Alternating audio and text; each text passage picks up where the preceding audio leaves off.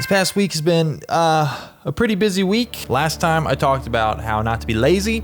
And so this time we're going to be looking at what the Bible teaches about resting and how we should go about doing it.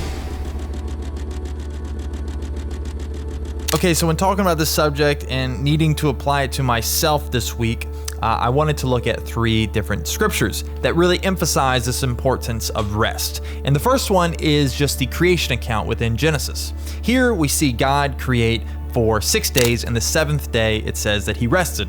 Now, we know that God is a all-powerful being. We know that he, technically speaking, he doesn't need to rest. Even in the New Testament, Jesus teaches about this, how, on the Sabbath, humans are resting, but God is still working. God does not need rest. And so the reason it's written this way is really just for our benefit, that God is setting an example for us. That if God was able to rest after creation, then we are to rest as well. I mean, that's the whole idea of the Sabbath. Now, I get back to the Sabbath and this idea of Christians, are we supposed to actually follow the Sabbath? I'll address that a little bit later. But either way, there is a establishment made in Genesis that it is saying, hey, humans, it is good to rest. We are not infinite beings, we're finite beings, and we have limitations, and we will stretch ourselves too thin, which is going to just cause problems down the road. Okay, so another bit of scripture that really popped out to me that really emphasizes God's importance of why we should rest is actually one of the reasons why God exiled the Jews from Judah. And if you don't know the history, you have the Babylonian Empire. They come to Judah,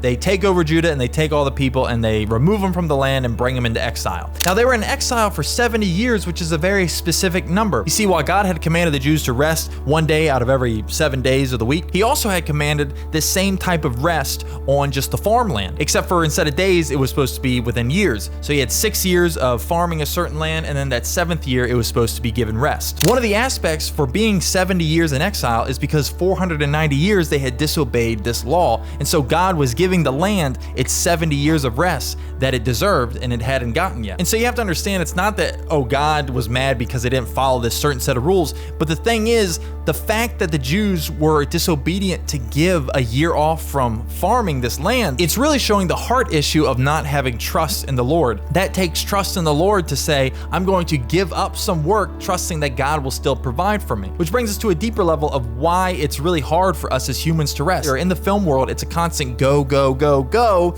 So when you stop and you rest, you feel like you're missing out on something, you're falling behind, and that way you're actually losing trust in the one who is in control of it all. So the third and final section of scripture that was really popping out when I was struggling this week to just relax and take a step away from my work is the fact that Jesus rested. On multiple occasions, it said he left the crowds and he went off alone and he prayed. If Jesus, being God, was teaching us that life is about working as hard as you possibly can and just consistently just going and going and going, because if you stop and you rest, you're going to miss out on helping others or doing something or accomplishing something that's super important. If that's what Jesus was preaching, then we wouldn't have seen him consistently leave the crowd and go and pray. He would have just been non-stop. But guess what? Him doing that, and he's also God, it shows the importance of having to step away from our work, step away from maybe what we are called to do, and go back to God. Rest in him. And so with those three verses in mind, I now want to move on to really what does that rest look like? Because in the Genesis verse, we saw that it was just resting. But then with the Jews going into exile, it was more about just having to put our trust in the Lord. And then with the Jesus aspect, it's praying. So really, what does this rest look like? Well, it can look like a number of things, but resting in the Lord, number one, can just look like sleeping. Okay, it says Jesus took naps, and there's multiple occasions you can look at scripture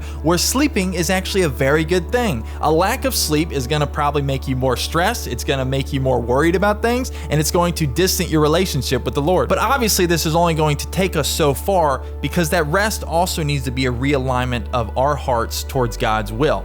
And so that's where we see Jesus going back and praying. When we rest away from our work, away from anything else that is stressing us or distracting us, we need to go back to God. A time of rest, the most important time of rest, is a time away from any distraction and just realigning ourselves back to the Lord, praying to him, meditating on his truth, and reading his word. And if you're not a Christian, you're listening to this, you might be thinking, well, that really doesn't apply to me. Well, I just ask you to try it out. Start reading the Gospel of John. Just read it slowly and just start when you're stressed out, when you're feeling overwhelmed with work. So if you've been working a week straight, 2 weeks, a month, 2 months, 6 months straight, then I implore you to take a rest. All right. God bless y'all.